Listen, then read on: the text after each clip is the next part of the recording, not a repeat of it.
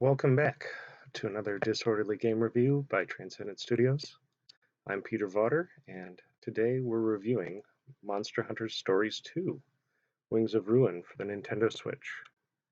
Remember, this is not a review of if the game is good or bad, it's simply a review from a game player's point of view that deals with PTSD or other anxiety disorders. We hope that these videos are helpful in you choosing the right game to help you move forward in your healing process and enjoy yourself along the way. Always remember to subscribe and like if these videos help you, and feel free to share them with friends who might be dealing with the same issues and looking for ways of improving their life. As always, this is a safe place, so if you're on the live stream, feel free to jump in and share some of your victories and struggles. We all deal with stuff, and doing it together sure does help. So without further ado, let's start with Monster Hunter Stories 2. Make sure you wait to the very end of the review to see my full graded review and see if this game is right for you. First off, this game is quite possibly the most beautiful game.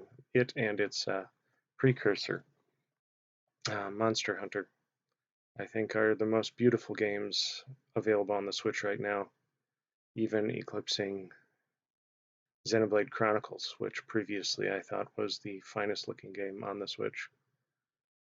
This game has a bit more of a cartoony aspect, but visually it's very homogeneous, it's together, it's beautiful, the colors are light and airy. It's an amazing game in the visual world.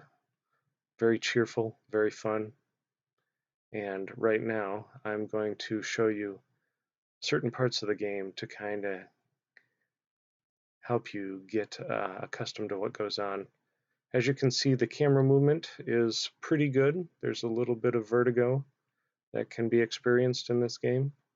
So the calm of this game is a little unsettling depending upon your movement, and there's certain parts of the camera controls that I would improve, but they're still very, very good. You can see here that voice acting is all throughout this game. Another nice option about voice acting It was a is... Basarios disguised as a rock! You're sure? And you can see that most conversations can be auto-advanced so that you either can watch the story or have the story come at you slowly, which is really wonderful. If reading is difficult for you, like it is for me, due to eye disorders. Again, the voice acting is top-notch and a lot of fun. There's a lot of good movement. The customization of this game is almost overwhelming, but the beauty is this game feeds it to you slowly. As you can see, I have tons of unique armor on, and that's changeable and upgradable and makeable from the monsters that I kill. This game also has a second part here that we're about to explore, which is the monster side of things, where you get monsters similar to Pokemon and can use them in battle and upgrade their powers from one to the other.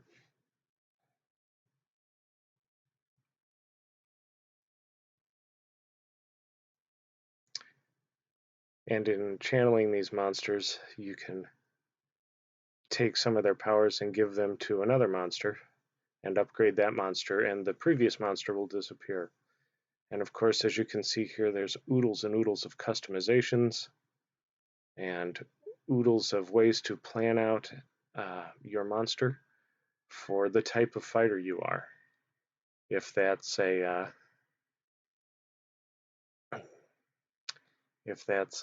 more endurance fighter, one that turtles up, or one that cares more about action and hitting hard, these are all things you can put into your monster to add support or strength or all these options. So this game, I would say, like its predecessor, is second to none in being able to customize it, which is pretty neat. You can really begin to play your own play style. It has 6 different weapon styles to choose from. They can all be upgraded for different skills and different elements. You know, it's the classic, very choice-based Japanese type game. Tons of options, tons of customization, and I'm really impressed by that, because a good part of getting out of, I think, places of stress and anxiety is feeling like you have control and valuing the choices you do have. And this game really accentuates that. Here at the quest board, there's a couple of things to go into. There's little quests that make up this game, so there's a lot of little, I would call it dopamine hits, so to speak. Even by just going out, walking around, and gathering stuff, you can increase your stats and monsters. And so the grind doesn't have to be all battle-oriented. It can be a bit more hunt and seek oriented, although the battles do help increase that speed. Again, you can see that this is an absolutely beautiful place. Certain monsters leave you alone, certain monsters attack you. So there is a little bit of kind of jump scare or hunt and attack in this game. They have tons of different environments, which is great. This one's kind of foresty. They have rocky ones and deep woods ones, and probably ones I haven't even explored yet. And I'm going to show you a battle here and kind of how it goes, just so you get a little bit of an idea as to what to expect in the battle world. So I'm going to sneak up on this monster. It's one that doesn't normally attack, I don't think. And so we get the first attack because I snuck up on it. Now, as you can see here in the upper left, each monster has a basic way of attacking, either power, speed, or technical. And like rock, paper, and scissors, you have to try to pick the one that will benefit you the most in the battle. I do believe these are power, so I'm going to go with speed. As you can see down by my head, my monster is already a speed attack monster, and each turn in this battle, you can switch out your monster and your weapon, but only once. So as you can see here, this monster is default to speed, but can choose other things. This one is default to power, and this one is default to technical. So I'm going to leave my speed. And most of the time for heavily armed monsters, I'm going to want to switch my weapon to a hammer. So hopefully this will give me the best option in this battle, and we will attack that monster and go from there. And you can speed up the battle. You can see that the battle is a little intense. There's some pretty intense music and sounds, but not terrible. I'll let you in on some of them here to make your own assessment of what you think the sounds sound like during the battle.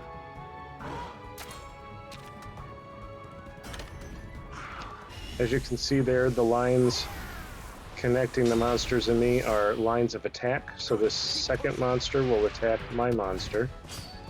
And because he was speed, he won the battle. As you can see, this is a kind of intense part of the game. So this game does get intense. There's a lot of lights and moving sounds, and if you get easily disoriented, that can be problematic. You can see my monster is now no longer doing a speed attack, but a power attack. So I can switch that out, but I don't have any other monsters that default to a speed attack, so I'm just probably going to leave him. Again, this isn't a technical breakdown of this game, but I wanted you to see kind of what goes into a successful battle and a successful experience in this game, because it's a big part of this game, as well as all the items you get from these battles can be used to upgrade your weapons, your health potions, etc., etc. So there's a lot of creativity and mixing and those kind of attributes to this game as well. So if those are things that help you uh, and that you enjoy in games, this could be a real winner for you. There's other parts of this game that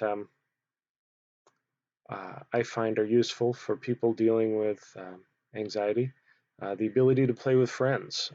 You can have friends come along with you on a mission and fight monsters for you, and if they're much more powerful, it helps a lot. This takes a long time, though. It took me about 10 to 15 hours of playing this game to get to the point where it included friends, which is nice because this game kind of spoon feeds you as you go along. It can be more than overwhelming with options at the beginning and the ability to change things and upgrade things and armor and collecting and things like that. And it slowly adds these things, which is really a benefit as the game goes on. I like that. And I like how the original Monster Hunter does that to some extent, but I don't think it does it quite as well as this. The audio is wonderful. Again, beautiful voice acting, nice orchestral songs. The control I would call pretty reasonable. Again, there's certain parts of the camera that I wish were more like Mario Odyssey, where I had full control. This is a little more locked in control. And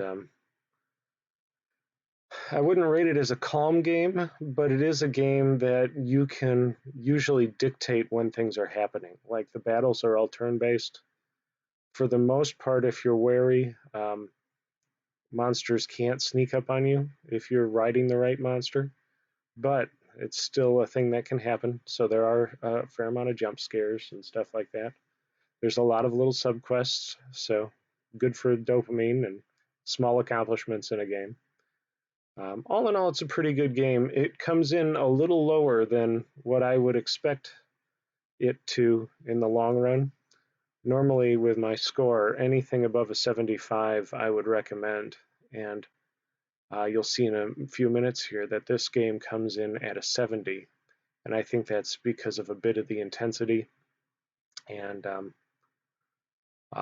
some not so high numbers in like the community and other stuff. However, visually, audibly, and in general control, it's a really good game. So if um, those other aspects of the action and the movement don't bug you, this may be a terrific game. One of the other parts that I find a little hard for me about this game is what I call bite-sized. I like games that I can save at any moment and stop because of eye disorders, I get disoriented very quickly. And games with a lot of spinning and a lot of movement can overwhelm my eyes. And I like to save what I can and move on. However, this game has what I would call more than adequate save points, but for a really high ranking in bite-sized, it only comes in at about a 5 because it takes about 5 or 10 minutes to fight a dinosaur and find these little save points on the map or come all the way back here to your house. There's it can't be saved instantaneously throughout the game, so you can kind of feel like you're in a machine for a bit, which can be overwhelming. But all in all, I enjoy it as a game. I do have to play it in smaller sizes because of some of these aspects, but I hope this helps you make a decision on whether or not this game is right for you. And the ability to play with friends and connect with them is really big, and it also helps make this game a bit more palatable and enjoyable and achievable if you have some friends who are already in it, or it's a great place to meet friends. Like the other Monster Hunter games, this has a very active online